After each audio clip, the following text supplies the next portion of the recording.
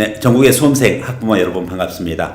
오늘은 수험가의 그와 같은 핫 이슈 언어영역 비문학을 가지고 대추동 유니업 컨설팅 박형수 소장님과 함께하도록 하겠습니다. 네, 소장님 안녕하세요. 안녕하세요. 네, 예, 반갑습니다. 겨울방학 너무 뜨거웠죠? 올해 이제 아무래도 이제 비문학 문제가 어렵게 나오다 보니까 행복하게 지내고 있습니다. 네, 네, 많이 바쁘신 와중에 이렇게 인터뷰에 응해주셔서 감사합니다. 바로 그냥 본론으로 들어가겠습니다. 비문학 교육 이거 기존에 이제 국어 선생님들이 지도를 하고 계시는데 어떤 부분이 문제가 되는 것입니까? 기존에 이제 문학이나 어떤 화작 그런 거하고 틀리게 비문학은 제시문 자체가 항상 틀립니다. 그러다 보니까 언어 선생님들이 국어 선생님들이죠. 과거에 대학에서 배웠던 걸 써먹는 게 쉽지가 않다. 그리고 항상 새로운 제시문을 접하니까 공부해야 됩니다. 그러니까 국어 선생님들이 굉장히 고통스러워하죠. 그렇다면은 국어 선생님도 가르치기 힘든 이 비문학을 어떤 선생님이 이제 지도를 해야 되는 것인가요? 어차피 비문학 자체가 이제 정의를 이뤘습니다. 다양한 주제에 대해서 글읽기를 통해서 어떤 자기 이제 사고력 훈련하는 게 비문학이에요. 그러다 보니까는 평상시에 어떤 사회과학 자연현상 이런 것에 대해서 논리적으로 사고하는 그런 훈련이 강의하는 사람도 필요하지 않을까. 그리고 그런 분들이 가르쳤을 때 아이들이 조금은 받아들일 때 편하지 않을까 그렇게 생각됩니다. 네네. 자, 그러면은 이와 같은 학생들이 비문학을 이제 수업을 받는 수요자 입장 아닌가요? 그러면은 지도하기 힘든 이 분야를 학생들은 그럼 어떻게 반응을 하고 있나요? 뭐 선생님이 힘드니까 학생들은 더 힘들겠죠. 굉장히 고통스럽습니다. 뭐 이것 때문에 옥상에 올라가겠다. 뭐 그런 친구들이 있어요. 그 정도로. 사실 뭐 누구나 물어봤을 때 공부를 등급과 관계없이 가장 힘든 게 어떤 과목이라 그러면 비문학 자체가 제일 공부스럽다. 이렇게 얘기하는 친구들이 대부분입니다. 비문학 수업이 재미가 없다. 이제 일반적인 견해들인데 왜 재미가 없는 것인가요? 선생님들 공부를 열심히 안 해서 그래요. 이거는 공부 열심히 하면 재밌게 할 수가 있습니다. 그러니까 기존에 있는 제시문들 계속 낯선 제시문이 나오니까 그거 가지고 하나하나 풀기가 벅찬 거예요. 하나 제시문 갖고 10번, 20번 자기 거를 완벽하게 만들었을 때 그 재미라는 것은 어느 정도 노하우, 내공이 있어야 되거든요. 그 학문에 대해서. 그래서 공부를 많이 하면 재밌게 합니다. 그 선생님들이 재미가 없다는 얘기는 열심히 공부를 안 했다. 더 열심히 하시라 이 얘기입니다. 우리 저기 소장님은 논술에서도 또 언어 영역에서도 뭐 나름대로의 어떤 그 노하우를 가지고서 이렇게 지도를 하고 계시는데 그럼 어떻게 재미있게 가르칠 수 있는 것인지요? 공부를 열심히 하면 됩니다. 그럼 무슨 얘기냐면 공부를 열심히 하다면 그 주제에 벗어나지 않고 자기가 갖고 있는 어떤 지식과 학생이 갖고 있는 지식들을 연결하는 훈련들 그게 될 수가 있거든요. 그러다 보니까는 저는 개인적으로 하나의 제시문 나왔을 때 제가 50번을 봅니다. 이거 50번을 봐요 제가 실제로. 그러면 저 나름대로 학생들한테 이거 재밌게 가르치는 방법이 생각이 납니다. 결국은 가르치는 사람들이 열심히 공부하면 된다. 그러면 재밌어집니다 강의가. 일반적으로 비문학을 학생 입장에서 공부할 때 그때 배경 지식을 가지고 또 주제별로 이렇게 탐구하고 또 선생님들만큼이나 연구하는 만큼이나 또 학생들도 이렇게 많은 시간을 내서 공부를 해야 된다는 얘기인가요? 실제로 모든 어떤 강사나 선생님들이 사실 뭐 국영수도 마찬가지고 자기 과목들만 열심히 하면 된다. 쉽게 해서 열심히 강의하면 성적 오른다. 그런 식으로 얘기를 합니다. 근데 학생이 비문학만 수업하는 게 아니잖아.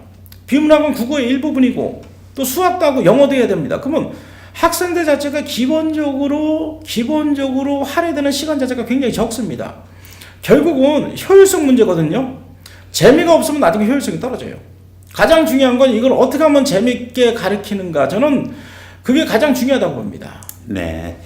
그런 면에서 봤었을 때 이번에 2019학년도 31번 문제였죠. 예. 네, 논란의 여지가 많은 부분인데 선생님께서는 어떻게 이 부분 것의 출제 경향을 파악하고 계시는지요? 지금 31번은 우리가 세칭 이런 게 있죠. 표적수사.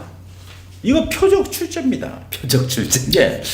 무슨 말씀이시죠? 나는 무조건 만료인력은 내겠다고 생각하고 그냥 억지로 문제를 만들어내지 않을까 저는 그렇게 봅니다. 무슨 얘기냐면 글이라는 게 물론 비문학이라는 게 국어 선생님만 들어가는 게 아니겠죠. 문화상지에 다양한 전공자들이 같이 들어갑니다. 같이 들어가서 어떤 제시문을 발췌해서 문제를 낼 때 물론 필요 없는 제시문은 논리상 연결하는데 매끄럽다면 뺄 수도 있어요.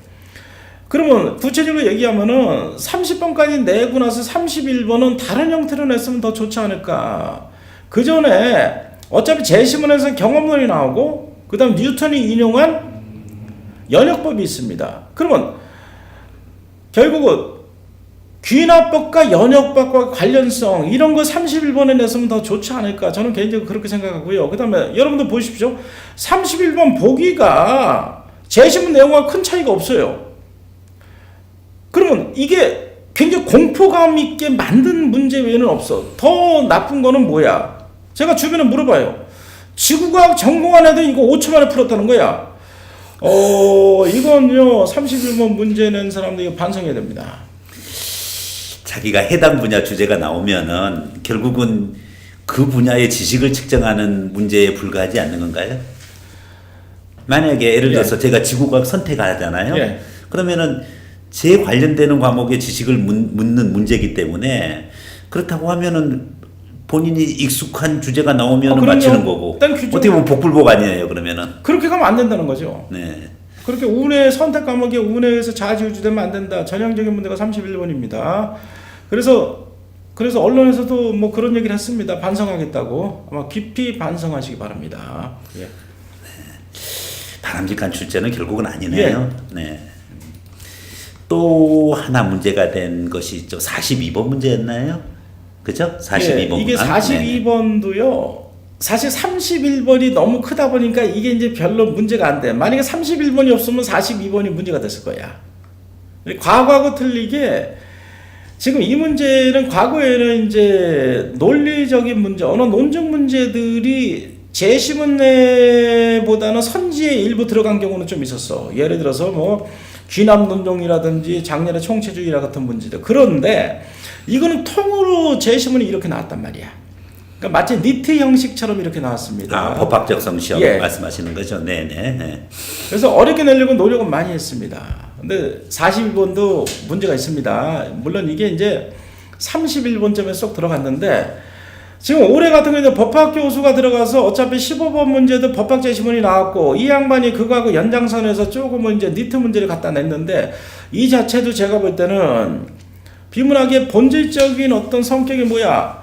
다양한 주제 글쓰기 통한 사고력 능력 이걸 통해서 대학의 수학 능력의 기본 자세를 측정하는 건데 이거 벗어나지 않았나? 이건 수험생들도 많은 고통을 준 문제입니다. 42번 문항 자체도 어떤 주제가 31번 문항처럼 구체적인 어떤 물리나 지구과학의 내용은 아니지만은 여전히 어떤 문제의 틀이라는 차원에서 수능 일반적인 비문학 독해의 수준을 넘어서 리트 법학 적성 시험 유형과 가깝다고 보시는 건지요? 이게 이제 출제하는 사람이 어렵게 내려고 하다 보니까 그 결과라고 봅니다. 그래서 내년에는 어떤 논리적인 문제가 선지에 들어갈 수는 있어요. 네, 과거처럼. 네. 그러면 이제 문제가 아름답게 나올 수도 있지만 이게 통으로 이렇게 나왔을 때는 그런 건 좀 지양해야 되지 않을까. 그럼 학생들이 어디까지 공부를 하는 거예요, 이거 갖고. 이번에 그래서 학생들이 대부분 갑자기 모의고사에서 계속 1등급 받는 학생들이 결국은 3등급, 4등급 이렇게 폭망하고 특히 언어, 그러니까 국어 영역이 그렇게 나오다 보니까 의대 학생들 보면요. 네네. 의대가 등급까지 세잖아. 네네. 그러니까 이거 언어 때문에 안 되고 국어 때문에 안 되는 경우가 굉장히 많단 말이야. 결국은 이번에 의대 입시는 국어입니다. 수능, 네, 그렇죠. 국어. 이제 그렇죠. 수능 국어 비문학에서 판가름이 난 거라고 봐야 되겠네요. 특히 이제 의대 공부량이 된 친구들은 한두 문제 갖고 당락 결정하는 친구들은 무조건 비문학에 대해서 굉장히 신경을 쓸 수뿐이 없습니다. 네, 그렇게 됩니다. 서울대 직윤 같은 경우도 등급을 요구하지 않습니까? 높은 등급도 아닌데 그런데도 불구하고 이 언어 때문에 상당수 학생들이 등급을 못 맞춰서 요번에 보면은 제가 시 이름은 얘기를 안 합니다. 네네. 어떤 시가 있어요. 여러분 유추하시면 어떤 시인지 알아. 네. 거기 고등학교 한 20개 정도 돼요. 근데 인구도 꽤 된다는 얘기잖아. 고등학교 20개니까. 네네네. 등극한 2등급 세기를 못 맞힌 고등학교가 5개입니다. 그 정도예요. 근데 언어 때문에 그러는 거예요. 결국은 다 국어 영역 때문에 예, 결국은 등급을 못 맞추는 애들 막 울고 난리더라고. 막 서로 간에 옥상 올라가겠다는 거 엄마들이 막 그런 정도입니다. 그렇다 보니까 이제 결국은 이번에 이제 졸업생들 또 수험가에는 또 학원들 입장에서는 많은 학생들을 유치하는 그런 결과를 가져와 버렸는데 뭐 바람직스러운 부분은 아닌데 어쨌든 42번 문항도 사실은 논란의 여지가 많은 부분인데 31번이 워낙 예, 맞습니다. 오버하는 문제가 예. 되다 보니까 42번의 그와 같은 그 문제의 어떤 이 타당성이 희석화되어졌던 그런 결과를 가져왔다고 보네요. 예, 그렇습니다. 31번, 42번 결국은 우리 수험생들 입장에서는 굉장히 큰 타격을 이제 입었으리라고 예. 보는데 소장님께서 생각하시기에 정말 2020학년도 수험생들 물론 이제 고2, 고1 그 이후 학년도 마찬가지겠지만 특히 이번에 예. 졸업생 다시 공부를 해야 되는 졸업생들 예. 그리고 예비 고3 이제 그 수험생들을 위해서 비문학 공부법은 이렇게 해야 된다. 정말 간단하게 좀 한마디로 요약해가지고 얘기를 해주시면 고맙겠습니다. 열심히 하면 됩니다. 너무 간단하죠. 예, 이제 비문학이라는 게요. 항상 누구나 이런 얘기를 합니다. 어떤 제시문이 나올지 모르잖아요, 여러분들. 그러면 쉬운 제시문 하지 말라 이거야. 내가 틀렸던 어려운 제시문을 반복해서 내가 완전히 응용할 때까지 체화를 시키는 훈련이 굉장히 중요합니다. 그렇게 됐을 때 거기서 응용력이 생기고 어차피 여러분들이 수험생이 접하는 제시문들은 어떻습니까? 전부 다 생소한 제시문들이 나오죠.